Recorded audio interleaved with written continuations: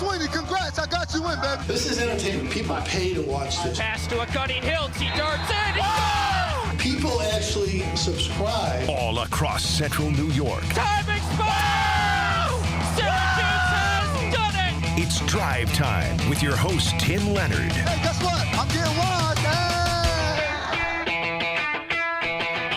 man. We welcome you into Drive Time.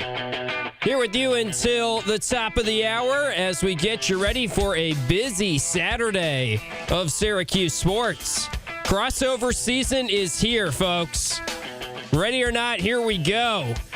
Double dip tomorrow. Orange basketball unofficially starting the new season. Amped up to see what we get from the Cuse tomorrow night on the hardwood.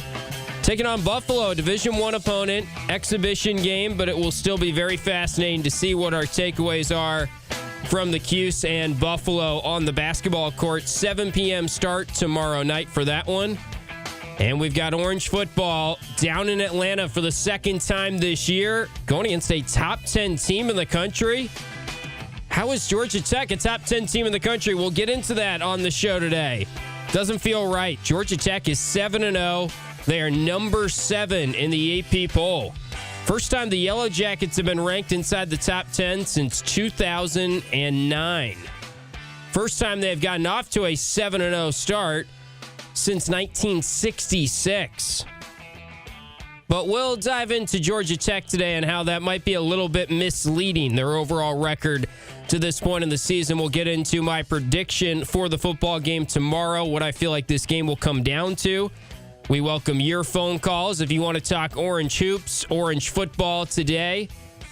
315-437-7644. Always the phone number to call. Phone lines are open throughout the entirety of our hour with you today as we get into Drive Time with Tim Leonard, 5 to 6 p.m. weeknights. You can count on us. We'll bring in Gio for a Football Friday, run down our 5 football games that we are most looking forward to in the weekend slate in terms of NFL and college football. And also there's going to be some great college basketball on our TV tonight. Doesn't count, but still this new wave of exhibition college basketball games against ranked teams. The slate this weekend, no one will really care about it or be watching that much because they don't actually technically count for the record, but man, it's a ton of top 25 games, which is pretty exciting. And I know all of you, including myself, are very excited to see what we get from Syracuse on the basketball court and the unofficial debut of Kyan Anthony, the unofficial debut of Sadiq White, Nathan George in an orange uniform for the first time. How much will J.J. Starling improve his shooting from last year? How will he look? A lot to look forward to and a lot that I'm curious about, which we can get into in terms of the basketball team tomorrow night. For those wondering, the game tomorrow night, you can watch it on Cuse.com. So it is totally free to watch on Cuse.com. And if you click the link on the Syracuse men's basketball schedule, if you go to Cuse.com, it should be fairly easy to get to the stream of the game between Syracuse and Buffalo. Exhibition game starting at 7 p.m. tomorrow night from KeyBank Center, the Buffalo Sabres Arena in Buffalo. Orange men's basketball team is treating this like a road game. They're already out there. They're going to stay the night. They're going to do shoot around in the morning, do all those good things you typically do on a road game. So if you click that link on Cuse.com, totally free. Don't have to worry about signing into your cable provider or any of that, or YouTube TV and getting that login ready to go. It's totally free on Cuse.com. It'll be archived on Cuse.com. And when you click that link, you will get myself and Coach Jim Saddlein, which will be the radio audio call over video of the game. So that will be the best way and the only way to consume the game tomorrow. If you want to watch the game, it is on Cuse.com. And I know we've gotten questions about that throughout the week. So that clarifies that. It is a 7 p.m. start tomorrow for the basketball team. Noon start tomorrow for the football team against Georgia Tech. And let's get into a Georgia Tech scouting report for our Burdick BMW of Cicero opening drive. I mentioned off the top that Georgia Tech is feeling very good about the football program right now. And Georgia Tech is feeling very good about their chances of making the college football playoff. And I also feel pretty darn good if I was Georgia Tech about making the college football playoff. Their schedule has been pretty easy to this point. Their schedule is fairly easy the rest of the way, with the exception being their final game of the regular season will come against Georgia at Mercedes-Benz Stadium, where the Orange started the season against Tennessee, where the Atlanta Falcons play. Remember, Georgia Tech lost to Georgia last year in an 8-overtime game, which caused them to change the rules for overtime this season across college football. So they might lose that game, but that really won't matter too much for their chances of making the college football playoff and making the ACC championship game. They could very well run the slate here and should be favored in every game remaining in their ACC slate to do just that and get to the conference championship game. And right now they're projected to be a 7 seed in the college football playoff when you look at ESPN's latest bracketology, I guess we can call it, in college football. So having said all that, and they have a great quarterback in Haynes King, and Syracuse has now seen Georgia Tech. This will be the 3rd straight year they're facing Georgia Tech and Brent Key.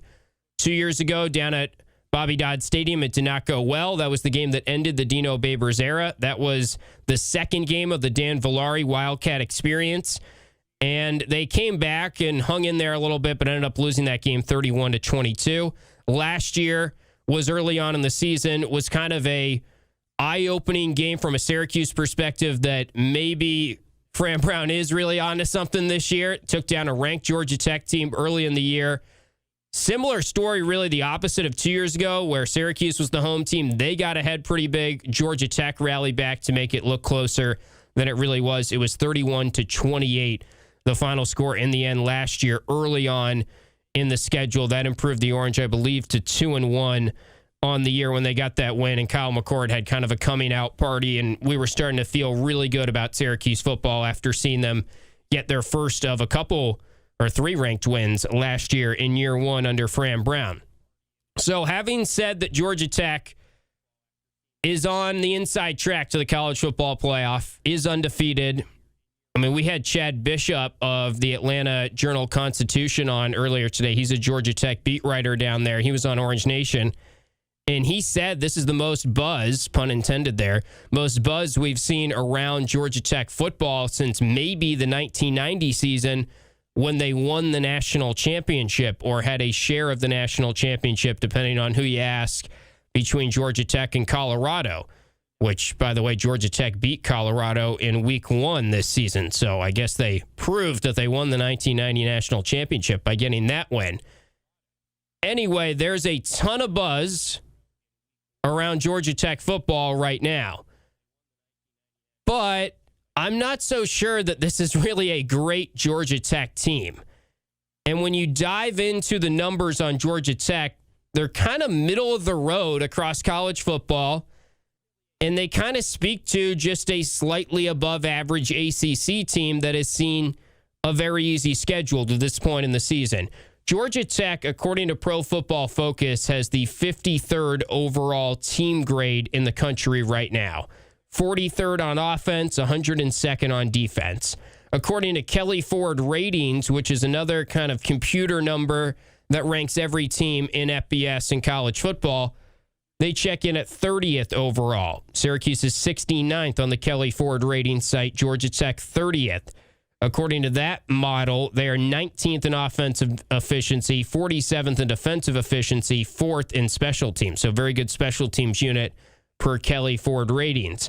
The SP Plus rating is one that I like, and that's Bill Connolly's metric on ESPN, which basically accounts for who you have played and also how successful you are at moving the ball, and not kind of tries to take away the flukiness in a win and some of the stuff that is not as sustainable in college football. So it's just measuring how good you are and what is your success rate, and also keeping in mind who you have played.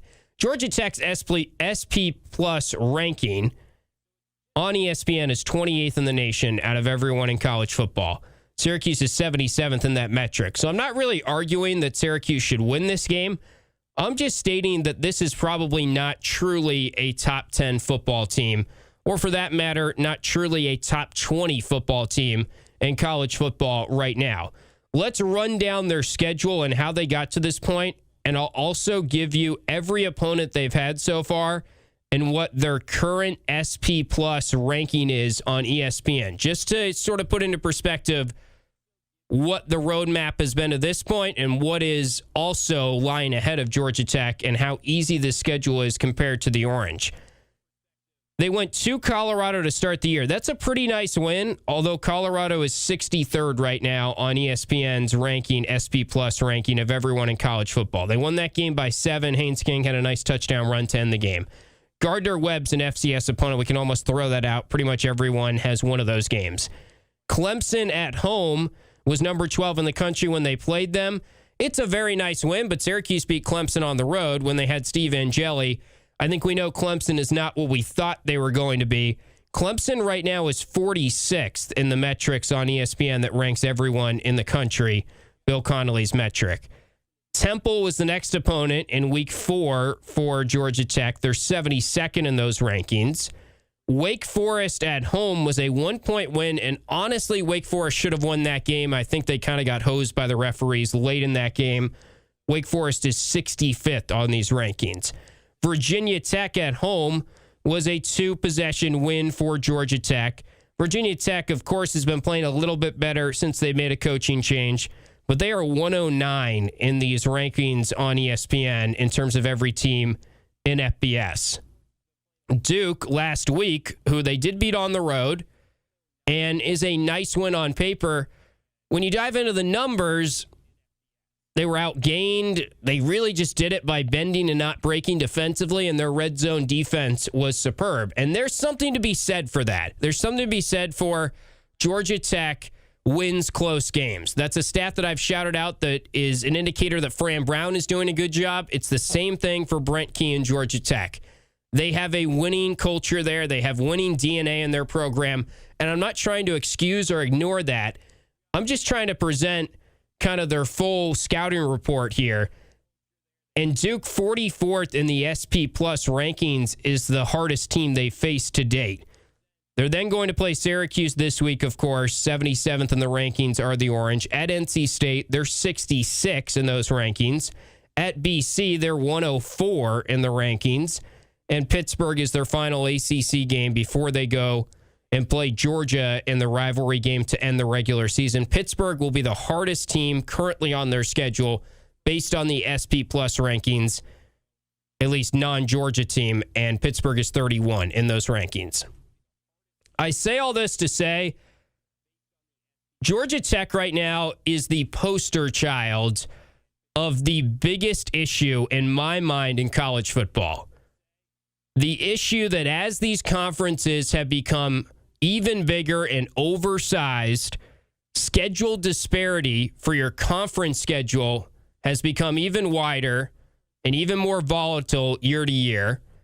And therefore, it really feels like right now, in order to make the college football playoff, you have to have the right schedule. And it feels like there is way too much importance on not necessarily who's the best team in the conference, but who is the team that is good that got the right schedule that year. Syracuse clearly did not get that schedule this year. And I'm not picking on Georgia Tech because Georgia Tech did not get that schedule in the last 2 years. And they went 7-6. And I think they weren't far off from the team that they have this year, where they already have 7 wins. Georgia Tech's numbers on PFF, their overall grade compared to everyone else in the country last year was 62nd at the end of the year. They went 7-6. 2 years ago, they were 67th overall on Pro Football Focus for their overall team grade. They went 7-6. This year, they're 53rd. They're a slightly better team from what the Orange have seen in each of the past 2 seasons. We know Syracuse is much worse than they were last year. But this is the biggest problem in college football right now. There are 30 or 40 teams that have given this schedule that Georgia Tech has, they could make the college football playoff. And it's really hard to distinguish who should be in the playoff and who should not based on how big these conferences are and how lopsided the difference can be in the team that drew the hardest schedule in the ACC and the team like a Virginia or a Georgia Tech that drew an easy schedule. I'm not picking on Georgia Tech. I think they're going to win the game probably pretty handedly tomorrow against Syracuse. I don't think this is the game where we find out that Georgia Tech is not a top 10 team in the country. Unfortunately for college football and for the ACC, I think that game is probably going to come in the college football playoff, as it came for SMU last year. And that's not good right now that we're not getting the right teams into the bracket, which is currently 12 and probably going to expand to 16 teams as early as next year, maybe. Georgia Tech is slightly better than what they were last year. Yet they're 7-0, and the conversation around them, because all that matters, and Fran Brown has said this week, all that matters is wins and losses. He knows that. Every head coach, every football player or coach knows that.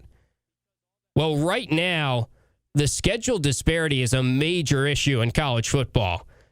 And while Georgia Tech seems daunting tomorrow because of their number 7 ranking, I'm not so sure that this is really that different of a football team than what the Orange saw in Duke or Pittsburgh or SMU. Is Syracuse going to win this game tomorrow? No, I don't think so. Ricky Collins at the quarterback position, I don't have much faith right now. I'm in and believe it when I see it mode in terms of if it clicks, and I wasn't predicting it to click, then that's fine, because we've seen enough now where I feel like his turnover issues are such a problem, and I do feel like Georgia Tech has this game, quote-unquote, circled in their minds from last year, and they're going to be pumped up to go. So if you're asking for a score prediction tomorrow, I think Georgia Tech probably even covers. I wouldn't be surprised if Georgia Tech runs away with this game tomorrow, because they're probably trying to dispel the narrative that they can't win big and they're not a dominant team. And this is homecoming for them, and they lost to Syracuse last year. And I do think they have a good football team. But Georgia Tech is the poster child right now for the biggest issue in college football, and that is the schedule disparity that is making it very tough for us to identify who are truly the best teams in college football and who are the teams that should make the college football playoff. I'll say it right now, and maybe I'm wrong about this because Georgia Tech has played up to competition, and they've done a very good job under Brent Key of holding their own against ranked teams in the conference, outside of the conference. They played well against Georgia in each of the last 2 years and really very well should have beat Georgia last year, lost in 8 overtimes. I don't think Georgia Tech has much of a chance of winning a college football playoff game this year. And I do think Georgia Tech is going to play in the college football playoff. And I think if Syracuse had a healthy Steve Angeli and they had that schedule that Georgia Tech has, which is 71st in the country in strength of schedule, or they had Virginia's schedule, which is 88th in the country in strength of schedule. The Orange have a strength of schedule right now that's around 26. And it's probably only going to get tougher because keep in mind they play 3 teams on the road that are ranked inside the top 12 in the country, starting with this Georgia Tech game tomorrow. If Syracuse had a healthy Steve Angeli in that schedule or Virginia's schedule, they could have made the college football playoff this year.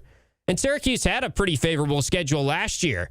So I'm not saying that it's wrong or right that Georgia Tech should get in this year, or the issue is Georgia Tech and we're overrating Georgia Tech specifically.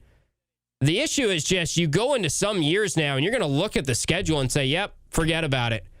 We can't make the playoff with that schedule. And then the reverse is going to be happening quite frequently as well, where some teams are going to make the college football playoff because they ran the table or they had a very sparkling, nice win-loss record, and then they're going to get blasted in the first round of the college football playoff, and that's not going to be much fun for us to watch as fans of the sport. We'll hit our first time out, 315-437-7644. If you have thoughts on this, have thoughts on the football game against Georgia Tech tomorrow. We'll get into some of my basketball thoughts after this. You're listening to Drive Time. Auburn Community.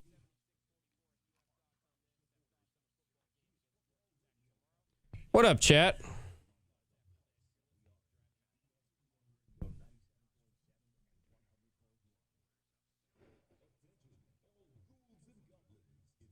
What did I miss in the chat? I can never scroll up on the computer here. I got to go to my laptop. Mr. McCoy.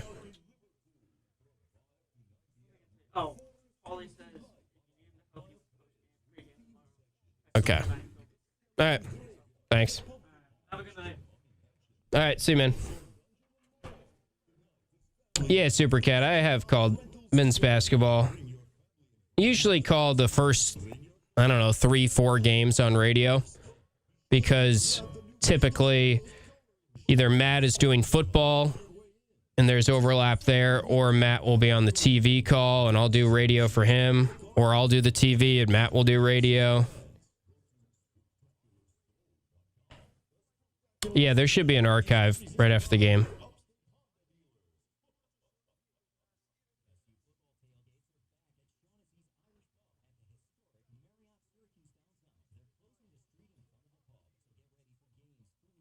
Yes, Kev, it is frickin' Friday. I like the energy.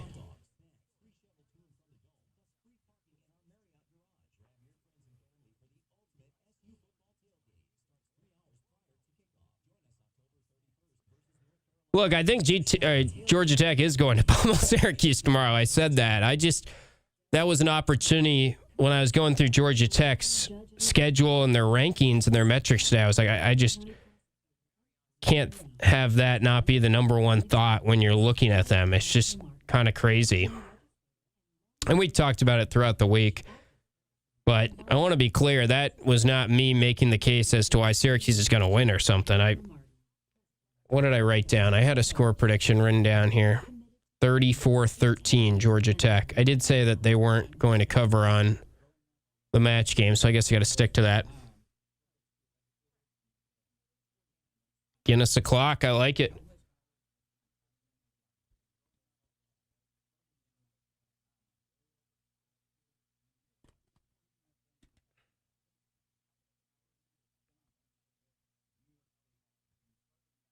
Paul is gone. I should have told him he was ugly. Sorry, Mike.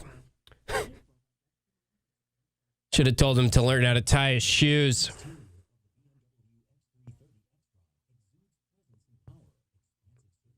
Double or nothing on the spread. It's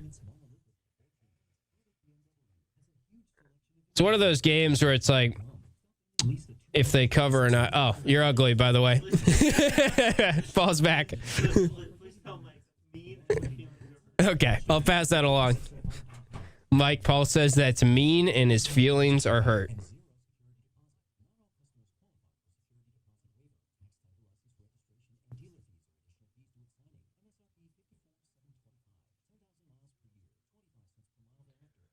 What was I going to say before that? Oh, the spread. I don't feel like whether they cover or not is going to tell us too much. Let's just see. If it's a game or not, that would tell us something, but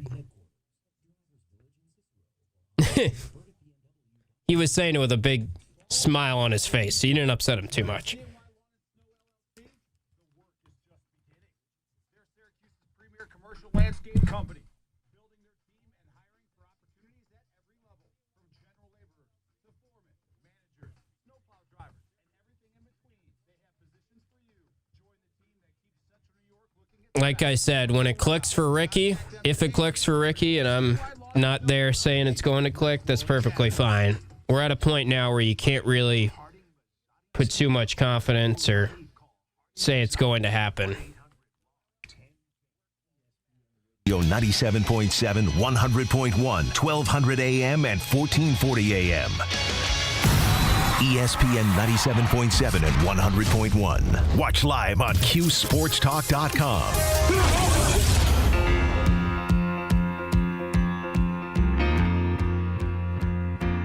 Happy weekend to everyone out there in Central New York. We roll along with Drive Time.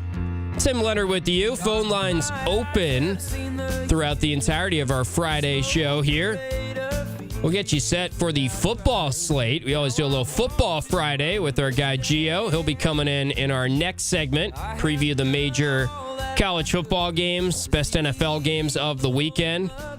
Make some betting picks on those. But let's talk a little Syracuse basketball here because the Orange are back in action tomorrow night.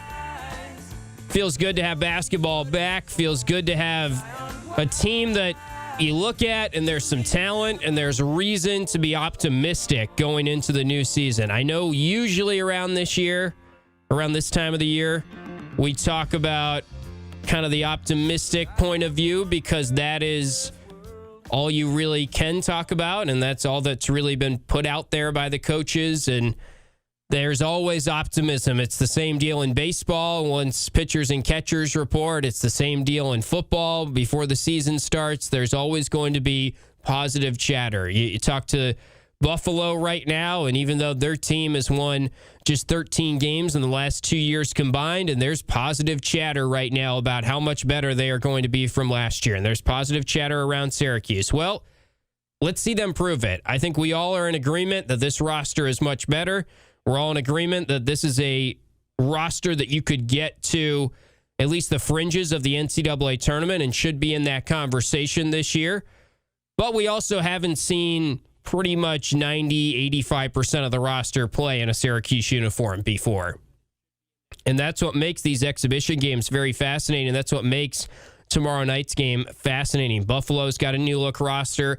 Buffalo is not going to be good. Buffalo's picked to finish 11th out of 13 teams in the MAC. Syracuse should win this game easily, and they should do it with some style points, unlike they did in the early games against Division I competition that wasn't considered to be very good last year. This is not far off from really the skill level that Lemoyne was at last year, or even Colgate or some of those early season games that Syracuse struggled to win. So the first thing here for Red Autry and this new look roster is to go out there and do what Syracuse should do and used to do all the time in these games, and that is bury the opponent tomorrow night. I understand that it doesn't really matter this game, and there's something to be said for experimenting with lineups. All that being said, this team needs to gather confidence. This team's been working hard in the offseason. This fan base, which I'm not saying that you should coach based on the fan base, but the fan base needs to buy in on this team for it to be the season that we hope from Syracuse. And right now, the fan base hasn't had a ton of reason to buy in based on the on-court product. The offseason has given them reason to buy in, but I think every fan would tell you that they are kind of cautiously optimistic for the season. And when you're cautiously optimistic, you're ready to make grand takeaways probably, and too early to make those takeaways, but that won't stop most of you, and I'm sure that won't stop our Monday conversation on the show from being proclamations on what Syracuse basketball is this year based on this exhibition game against Buffalo. That's kind of the fun of sports. Here are 3 things that I am going to predict happen in the Buffalo game tomorrow. My 3 bold predictions for Syracuse and Buffalo exhibition game that starts at 7 p.m. You can watch it on Cuse.com for free tomorrow night. Number 1 prediction. I believe Kyan Anthony is going to struggle in his first time out there on the court. This is the most nervous I would have to think Kyan Anthony has been to play basketball. This is putting on the jersey of his dad's school and his dad's team that he took to a national championship. This is a big spotlight on him, more than we are used to seeing from a freshman. And in general, freshmen usually struggle once they are nervous for their first game. And I have said this, and I will continue to say it, I think, that I believe Kyan Anthony is going to have a similar freshman year to Buddy Boeheim. I don't think that he's way more talented than Buddy Boeheim, and I think he's going to have much higher highs. And there are going to be some games later in the season where we realize why he was rated the number 1 player in New York State, and we see how gifted of a scorer he is, and the 3-level scoring and the floaters he has and the step backs and the difficulty of shots that he will take and make is very abnormal for a freshman based on the book on him. But his defense is probably behind, and he's probably going to have freshman tendencies just because that's what a lot of freshmen have. So I would not be surprised if the takeaway from the game tomorrow night is, oh boy, I thought Kyan was going to be a whole lot better. Let's be realistic about this. I think an 8-point per game season, a 10-point per game season from Kyan Anthony would be very solid out of any freshman, and out of any freshman that has his recruiting ranking. But then you couple that with the stress and the pressure that comes with wearing the number 7 jersey that says Anthony on the back of it. I don't think he's going to come out and just light the world on fire tomorrow. I would be pretty surprised if that happens. I think he's a great scorer. I think we're going to see that as the season develops. But I think the takeaway from most of the fan base, and most of the fan base, I say, probably isn't the most rational about what the expectation should be for a young kid that is dealing with pressure. I think the takeaway is going to be, oh man, I thought Kyan was going to be better than this, but let's give him time. Number 2. And by the way, maybe Kyan is great. Who really knows? It's tough to predict. Not to just pull a Pauly and say, I don't know, because we haven't seen him play. But I'm just putting it out there that I feel like there's been more buzz about another freshman on the roster in Sadiq White than there has been about Kyan Anthony. And speaking of Sadiq White, my number 2 bowl prediction, I think he's the guy that steals the show tomorrow night. Sadiq White is not the most skilled offensive player from what we've gathered here, but he is a tremendous defender already, it seems like. And his defensive motor, I think, is going to win over a lot of fans in Syracuse and just fans and followers of the program. I think he's going to have some highlight reel dunks. I think he's an unbelievable athlete from what I've seen. He's a great leaper. He'll probably catch a couple alley-oops and throw them down, and those will be the highlights that make the rounds tomorrow night. And I think he is going to be on the surprisingly good side as our takeaway from tomorrow night's game. Number 3. Number 3 in terms of my bold predictions for Syracuse basketball in the exhibition game tomorrow night against Buffalo, Sabres Arena, KeyBank Center, 7 p.m., Cuse.com, TK99. I'll be on the call with Coach Jim Saddlein. Nathan George, I think, is going to also impress here. And to me, he's going to have a rather easy double-double, would be my bold prediction. Maybe like 13, 14 points to go with 10 assists, pull down 4 or 5 rebounds, and we get a taste of why UNC wanted Nathan George and why Nathan George led the ACC in points or assists per game and why he was considered one of the better point guards in the conference last year. Against Buffalo, he really should shine. I think that's true for a lot of these guys. If you remember the exhibition games last year, we thought Jaquan Carlos was going to be great because of the ball movement and because of the assist numbers he was putting up and the total team assist numbers they put up in the first couple exhibition games they played in, the only 2 exhibition games they played in. So I would not be surprised if Nathan George kind of coasts to a double-double and flashes his potential, and the hype train for Nathan George is only picking up steam off of this game against Buffalo and the exhibition game tomorrow night. But those are my 3 bold predictions. If you have thoughts, you can call in at 315-437-7644. Out of this timeout, we will get to our Football Friday. Bring in Gio, go over the 5 games we're most looking forward to this weekend in NFL and college football. That's next on Drive Time on QSportsTalk.com and ESPN Radio. This is Orange.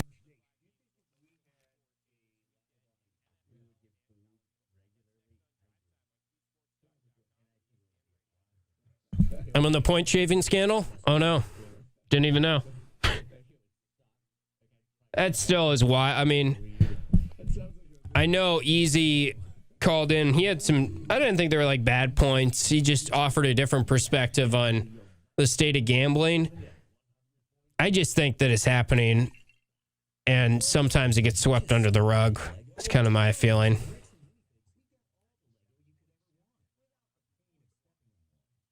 Yeah, they don't have a spread on the game, but I would imagine they'd be like 20-point favorites probably.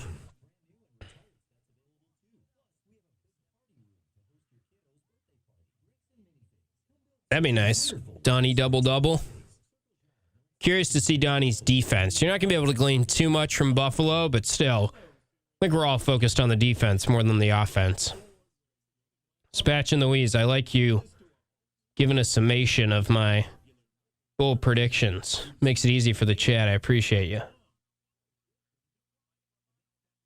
don't know about the whole team, Kev, but I get your point. There should be several double-figure scores. They should put up like 90 points tomorrow night, I would hope. It'll be more attendance than that. I've heard the attendance is actually going to be pretty decent.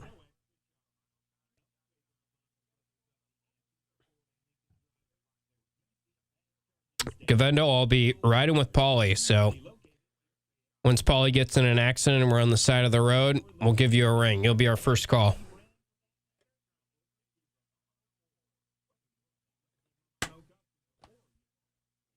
Any of you guys going to the game? I hear it gets very chilly in there, which makes sense, obviously. Hockey arena.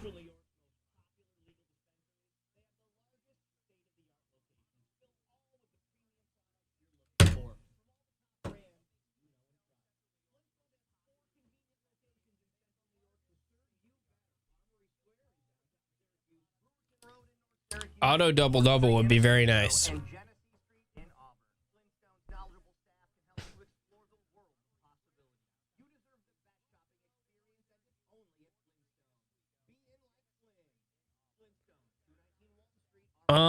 I don't think I want to pick against the Jays tonight. Who is it? Yusavich against Snell, I'm guessing? How about Bo Bichette being in the lineup at second, Super Cat?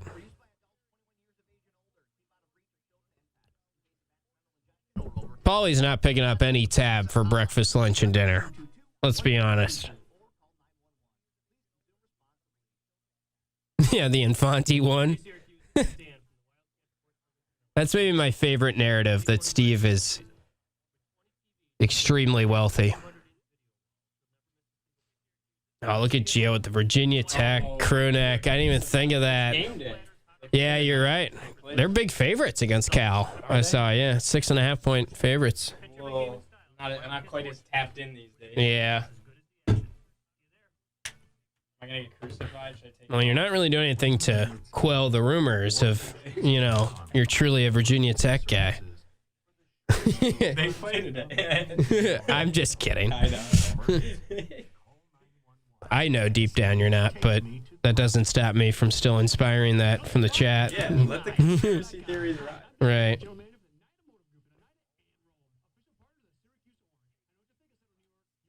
It's a drippy. Yeah, if Paulie picks up my check, I would be about as dumbfounded as Syracuse beating, or about as surprised, I should say, because that was a big argument this week, as What's Syracuse beating Georgia Tech. What's that line from Christmas Vacation? I wouldn't be more surprised if I woke up in the morning with my head sewn to the carpet. Really? Yeah. I don't remember that one as much as like A Christmas Story and some of the other. Oh, okay. Yeah, I know all the lines to that's the one that my family always watched growing up. We're the Christmas Vacation. Yeah. Although we do A Christmas Story. We do that Christmas Eve night. Nice. Because they run it on, TNT? Yeah. Although we just pop the DVD in so you don't get the commercials. Oh, that's smart. But heady stuff there. I love Christmas. Oh, yeah. Who doesn't? Especially up here when it's I grew up and I was like, I just want snow for Christmas. Now I actually get it. Trickle Ticket Window. ESPN 97.7 and 100.1.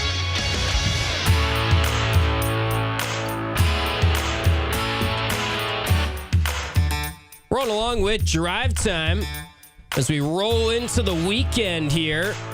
Time for our Friday football segment, Football Friday segment with Giovanni Heater.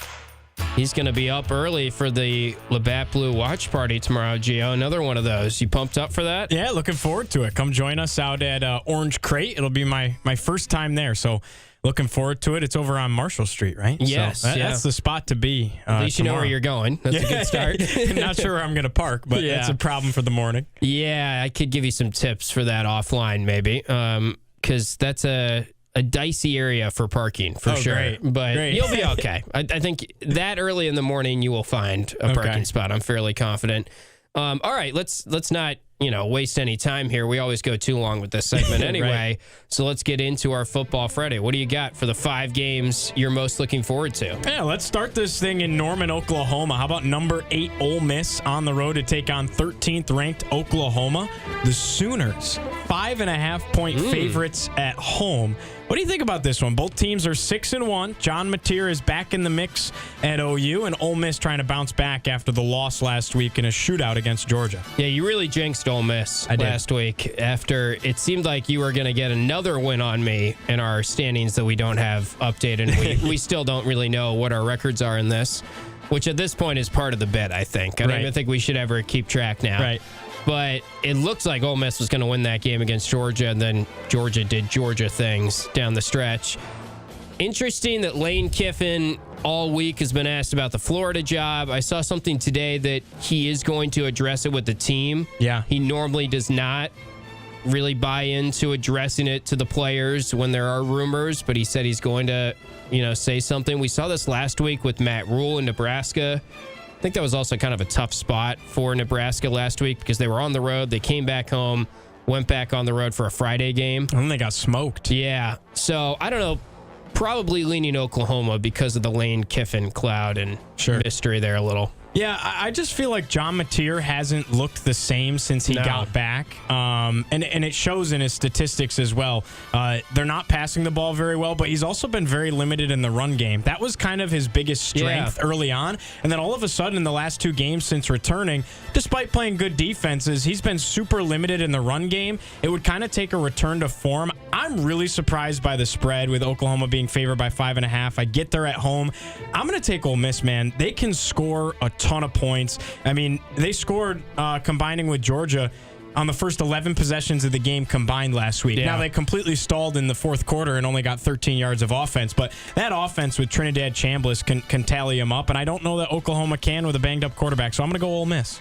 Do we know, are they just rolling with Trinidad at quarterback? Because wasn't that other guy kind of a question mark to come back last week? I'm pretty sure they're locked in on Trinidad at this point because he's been balling. Yeah. I mean, he's been great. So I think they're rocking with him. Okay. All right. I'll take Oklahoma. You're on Ole Miss. Let's go to College Game Day. How about this? College Game Day in Nashville. Yeah. Number 15, Missouri at number 10, Vanderbilt. The Commodores are 2.5-point favorites.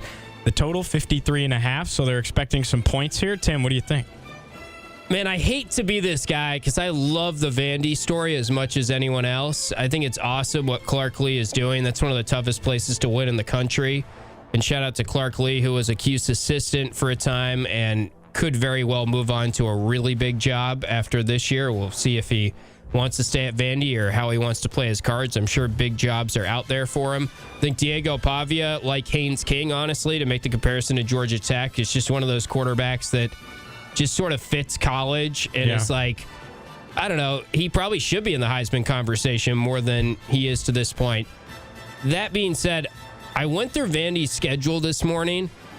They really haven't played like a ton of great offenses this year.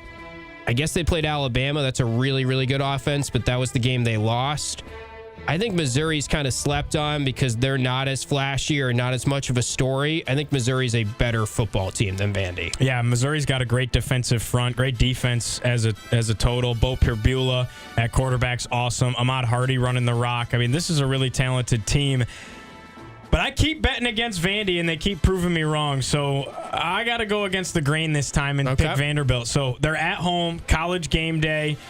Pavia just continues to deliver in these big moments, so I'm going to take Vanderbilt, and it's fun that way when we don't agree. Yeah, it gives us something to text about throughout the day. Right. So I'll go with Vanderbilt in that one. Let's keep going down the list here. Let's talk about number 3 Texas A&M on the road at number 20 LSU in Death Valley. A&M, the third-ranked team in the country, favored by 2.5. What do you think, Tim? Garrett Nussmeier has to be hurt, right? I believe it's like confirmed he's playing banged up. Yeah. Pretty much has been all year. Yeah, that's unfortunate because his draft stock is taking a hit, and I was pretty high on him at the start of the year. I thought he would be one of those quarterbacks that he's just more a pocket passer, more pro style, which I guess is becoming less of the trend. But now it seems like it's Fernando Mendoza. It's who else is kind of in that conver? I guess Lenore Sellers has totally dropped off. It's like flipped on its head, the mock draft. Oh, the quarterbacks have been completely different to what you started with. Yeah, 100%. Yeah.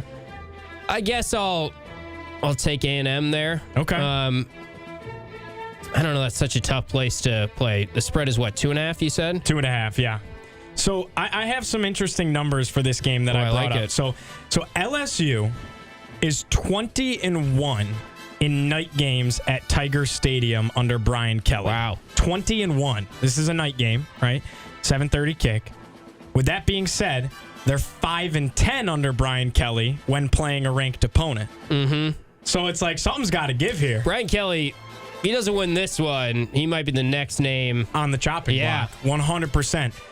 I think A&M across the board is just so good. There's not really a weakness on that team. Marcel Reed is awesome at quarterback. He's so dynamic. He can run. He can throw. That wide receiver room, outside of probably Ohio State and Sure. Alabama is probably the third best wide receiver room in the country. Of course, they got Casey Concepcion coming from the ACC. And then the defense for A&M. Indiana's got good wide receivers, too. They do. Throw that in there. But yeah, I agree with you. So Miami's got some good receivers as well.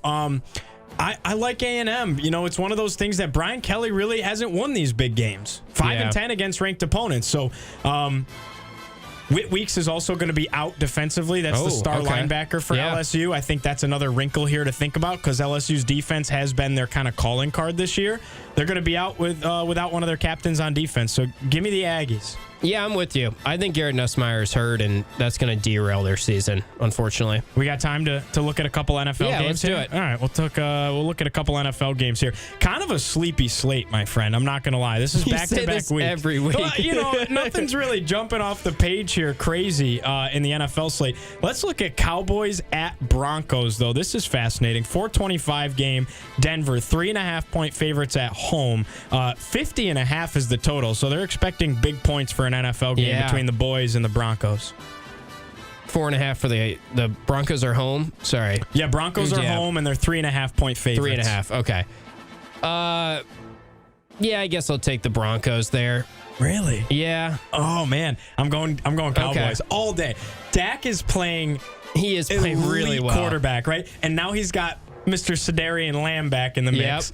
And on top of it, I just feel like the Broncos are they keep getting by. They're 5-2. They keep getting by. Did you see the end of that game against the Giants last week? That was 33 points in the fourth quarter. That was the craziest game of the year. Yeah, I've never seen anything like that. The Broncos are it's like Ricky Collins on steroids. They start terribly. Like Bo Nix is Ricky Collins, but actually gets it together. Yeah, he gets it together. Well, Ricky gets it together, but it's like because the game's out of reach and getting it together for him is still not good enough. Yeah. Bo Nix in the fourth quarter is like Superman. Yeah. But in the first quarter, it's tough to watch sometimes. They both wear number 10. Maybe there's something to that. Yeah. I just think like the luck runs out at some point, man. I'm going to go with the Cowboys. Now, the Cowboys defense is very poor.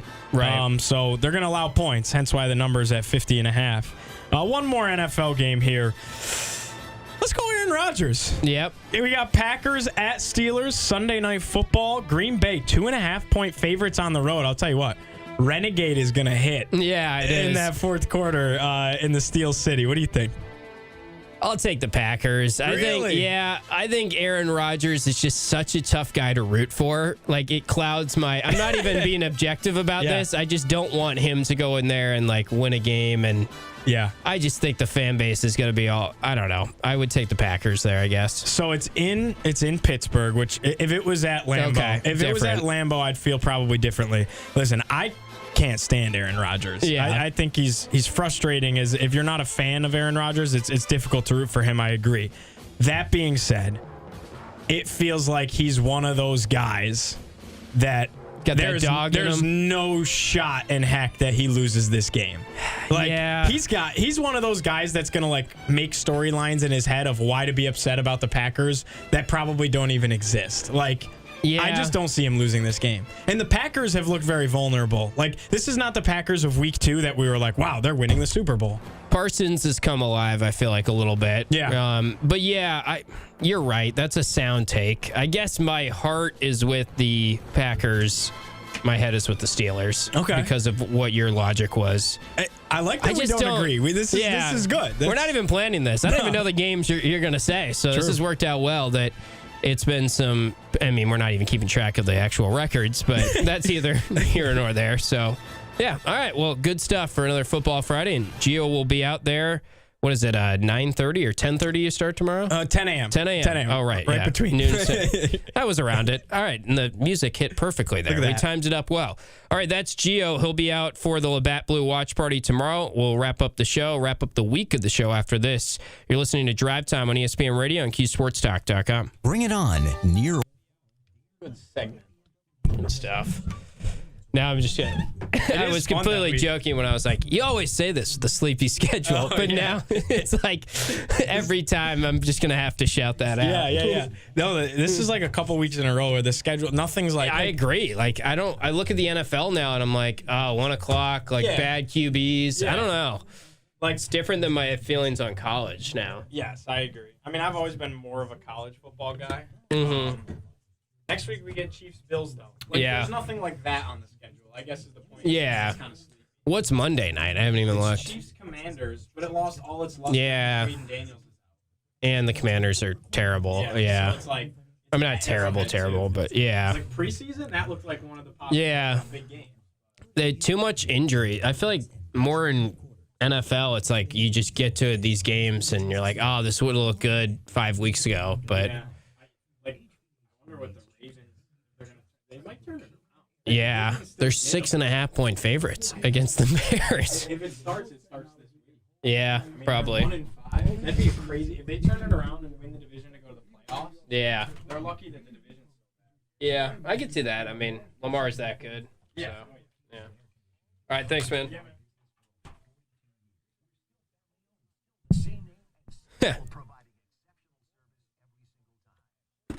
It's game day for him, bowling ball. Should have asked for Gio's take on the Hokies. Giants game was crazy.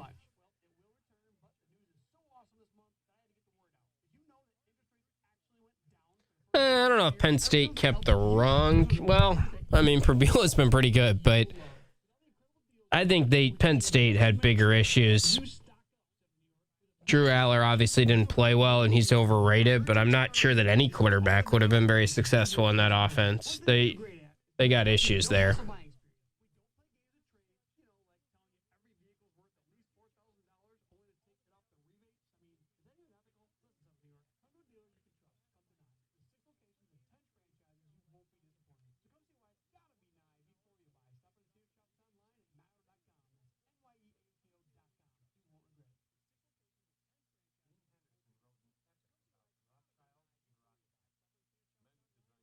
All these shitters. I'm just catching up on the Christmas vacation.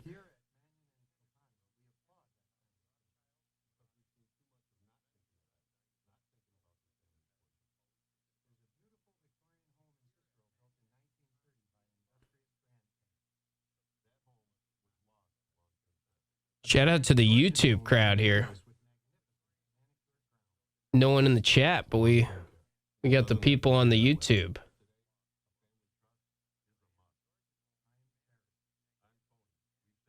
New pictures / posters? I don't think so. I mean, this is new, this 2025 schedule. Guess we should. Is that what you're saying, Ryan? We got to spruce it up a little, get up to date. It's always fun to look at this stuff, though. Get Joey Spallina doing his BTB when he was a freshman, I think, against Maryland.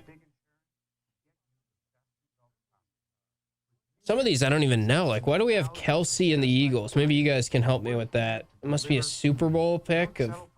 I'm guessing that's like a prop bet. Jordan won. Feels right.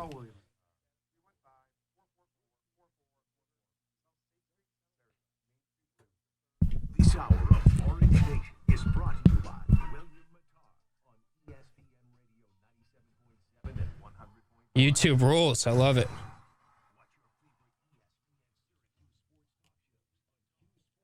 .com.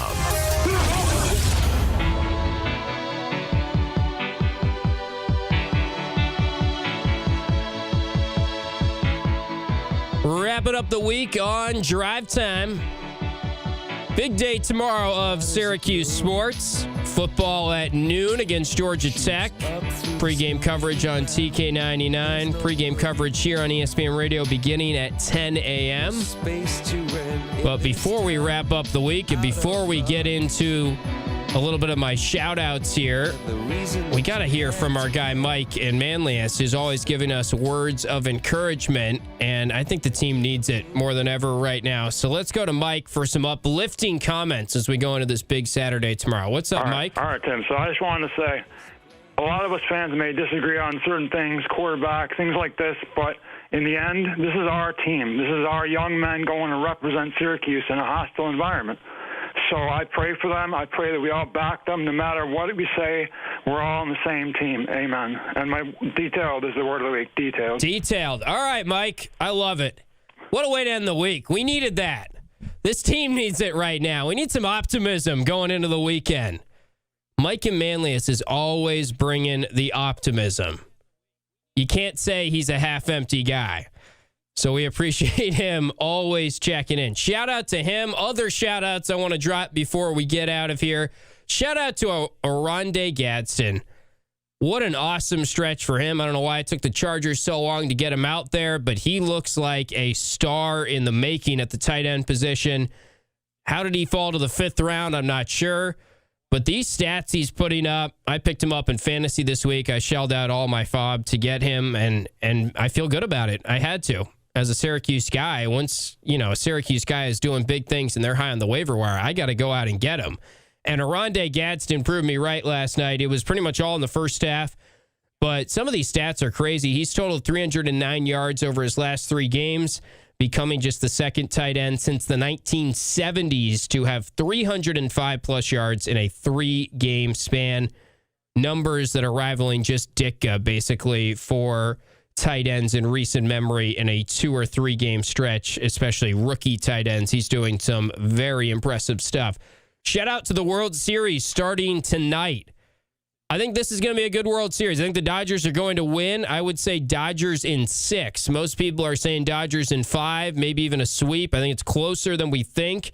I think it's going to be good for ratings, too, because you've got a lot of international pull here. Most people probably don't realize the Toronto Blue Jays, they have an entire country supporting them. Therefore, Toronto, in terms of RSN numbers or local TV numbers, is the most watched baseball team in Major League Baseball year in and year out.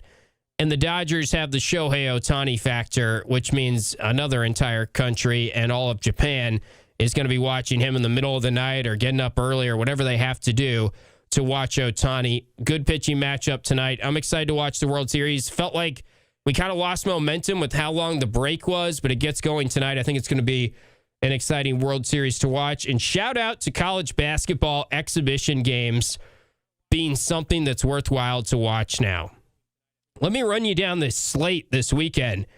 Starting tonight, 6 p.m., it is a top 10 battle at Kentucky. Number 1 Purdue at number 9 Kentucky. Tonight, 6 p.m. Tonight at 7:30, 19th ranked Kansas at 11th ranked Louisville. The ACC trying to prove that they've got some of the teams that could be national title contenders. Louisville is one of them. That's a 7:30 tip tonight. UNC also ranked in the ACC. Goes to number 8 BYU. 9 p.m. game from Salt Lake City tonight. Remember, BYU has the top freshman in the country, A.J. Demanstia, who did drop 30 points in their loss. They were upset, I guess you could say. It doesn't actually count for records, but they lost to Nebraska at home in one of these exhibition games that is actually pitting good teams against one another. This is great for the sport. Even Saturday, 7th-ranked Michigan at number 5 St. John's at MSG. Saturday, 7 p.m. It's like sneaky how amazing this slate is. Sunday, 7 p.m., 6th-ranked Duke at number 18 Tennessee. That's 2 teams Syracuse will face this year. I'll probably watch that game. That's kind of fun. It doesn't count for records, but it draws in big crowds, and everyone's talking about how they need to make more money right now in the rev share era and how much these colleges are struggling to make money.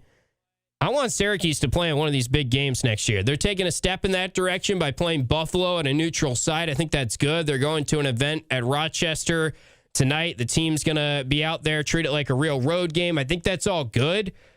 But like Creighton had a sellout crowd, 15,000 for its exhibition against Iowa State last weekend, or almost a sellout crowd. Butler had basically a sellout against Notre Dame.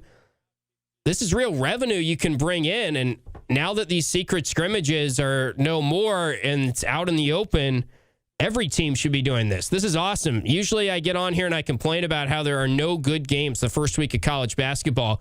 This doesn't actually count, so it's hard to truly buy into. But I'm going to be watching. It's like a feast week slate this weekend. Why wouldn't you watch if you're a college basketball fan? So I like that the sport is trending in that direction. All right, that's that for the show this week. Thanks to everyone for listening. Thanks to Gio for producing. Thanks to all of you who called in and watched on QSportsTalk.com and on our YouTube page, Q Sports Talk on the YouTube. We will talk to you on Monday, and we'll have 2 games to break down. Don't forget, tomorrow night's game is on Cuse.com. You can watch it there. It'll be me and Coach Saddleland's radio call over the video stream on Cuse.com tomorrow night. We'll talk to you on Monday for another Drive Time.